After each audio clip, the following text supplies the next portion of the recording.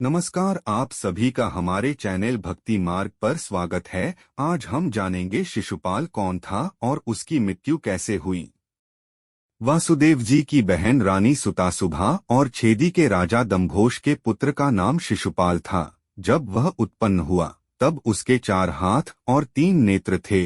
इस विचित्र शिशु को देखकर सब लोग इसे राक्षस समझकर इसको त्याग देने का मन बना लिए। तब आकाशवाणी हुई कि आप इसका पालन पोषण करें, यह बहुत बलवान होगा।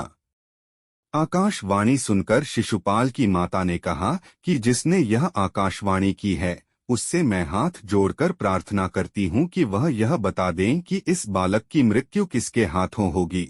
तब आकाशवाणी ने कहा कि जिसके छूते ही इसकी 1 आंख और 2 हाथ लुप्त हो जाएंगे, उसी के हाथों से इसकी मृत्यु होगी। इस विचित्र शिशु को देखने के लिए सभी राजा लोग आने लगे। शिशुपाल की माता सबके गोद में शिशु को रखती थी। उसी समय रानी सुतासुभा के भाई वासुदेव जी के पुत्र बलराम जी और श्री कृष्ण भगवान भी वहां गए।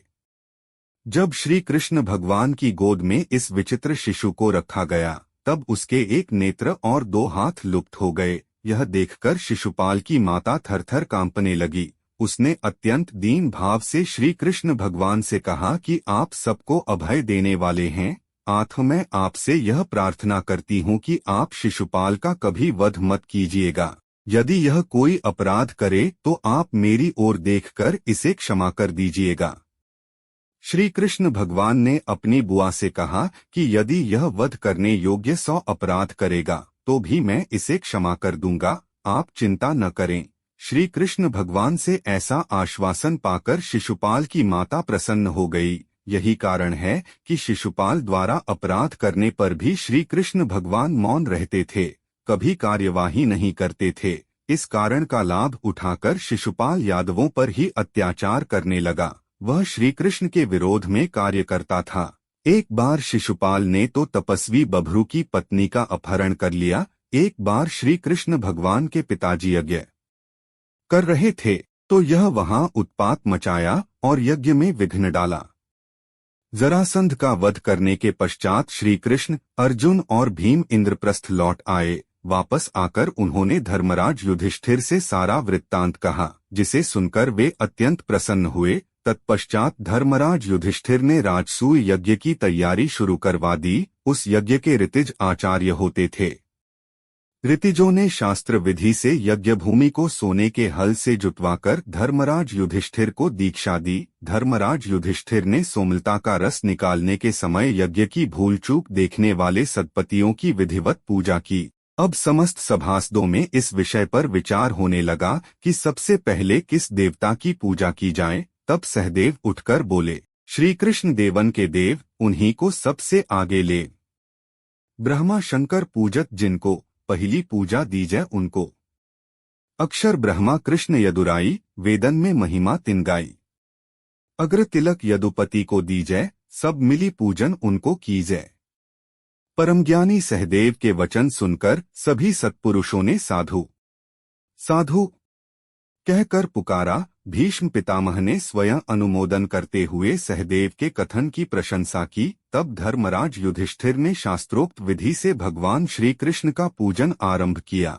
चेदिराज शिशुपाल अपने आसन पर बैठा हुआ यह सब दृश्य देख रहा था। सहदेव के द्वारा प्रस्तावित तथा भीष्म के द्वारा समर्थित श्री कृष्ण की अग्रपूजा को वह सहन न कर सका और उसका हृदय क्रोध से भर उठा। वह उठकर खड़ा हो गया और बोला, हे सभासदों, मुझे ऐसा प्रतीत हो रहा है कि कालवश सभी की मति मारी गई है। क्या इस बालक सहदेव से अधिक बुद्धिमान व्यक्ति इस सभा में नहीं है, जो इस बालक की हाँ में हाँ मिलाकर अयोग्य व्यक्ति की पूजा स्वीकार कर ली गई है? क्या इस कृष्ण से आयु, बल तथा बुद्धि में कोई भी बड़ा नहीं है? बड़े बड़े त्रिकालदर्शी ऋषिमहर्षि यहाँ पधारे हुए हैं, बड़े बड़े राजा महाराजा यहाँ पर उपस्थित हैं। क्या इस गाय चराने वाले के समान कोई और यहाँ नहीं है? क्या कौआ भविष्यान्न ले सकता है? क्या गीदड़ सिंह का भाग प्राप्त कर सकता है? न इसका कोई कुल है, न जाति, न ही इसका कोई वर्ण है। राजा ययाति के शाप के कारण राजवंशियों ने इस यदुवंश को वैसे ही बहिष्कृत कर रखा है। यह जरासंध के डर से मथुरा त्याग कर समुद्र में जा छिपा था। भला यह किस प्रकार अग्रपूजा पाने का अधिकारी है। यज्ञ को सफल बनाने के लिए वहां पर भारतवर्ष के समस्त बड़े बड़े ऋषि महर्षि भगवान वेद व्यास, भारद्वाज, सुनत्तु, गौतम, असित, वशिष्ठ, च्यवन, कंडव, मैत्रेय, कवश, जित, विश्वामित्र, वामदेव, सुमति, जैमिन, क्रतु, पैल, पराशर, गर्ग, वैशंपायन, अथर्वा, कश्यप, धौमय, परशुराम, शुक्राचार्य, आसुरी, वीथोत्र, मधुद्वंदा, वीरसेन, अकृतबरण आदि उपस्थित थे। सभी देशों के राजाधिराज भी वहां पधारे। इस प्रकार शिशुपाल जगत के स्वामी श्री कृष्ण को गाली देने लगा। उसके इन कटु वचनों की निंदा करते हुए अर्जुन और भीमसेन अनेक राजाओं के साथ उसे मारने के लिए उद्यत हो गए, किंतु श्री कृष्णचंद्र ने उन सभी को रोक दिया। श्री कृष्ण के अनेक भक्त सभा छोड़कर चले गए, क्योंकि वे श्री कृष्ण की निंदा नहीं सुन सकते थे। जब शिशुपाल श्री कृष्ण को 100 गाली दे चुका, तब श्री कृष्ण ने गरज कर कहा, बस शिशुपाल, अब मेरे विषय में तेरे मुख से एक भी अपशब्द निकला तो तेरे प्राण नहीं बचेंगे। मैंने तेरे 100 अपशब्दों को क्षमा करने की प्रतिज्ञा की थी, इसीलिए अब तक तेरे प्राण बचे रहे। श्री कृष्ण के इन वचनों को सुनकर सभा में उपस्थित शिशुपाल के सारे समर्थक भय से थर्रा गए, किंतु शिशुपाल का विनाश समीप था। अतः उसने काल के वश होकर अपनी तलवार निकालते हुए श्री कृष्ण को फिर से गाली दी। शिशुपाल के मुख से अपशब्द के निकलते ही श्री कृष्ण ने अपना सुदर्शन चक्र चला दिया और पलक झपकते ही शिशुपाल का सिर कटकर गिर गया। उसके शरीर से एक ज्योति निकलकर भगवान श्री कृष्णचंद्र के भीतर समा गई और वह पापी शिशुपाल, जो 3 जन्मों से भगवान से बैर भाव रखता आ रहा था, परमगति को प्राप्त हो गया।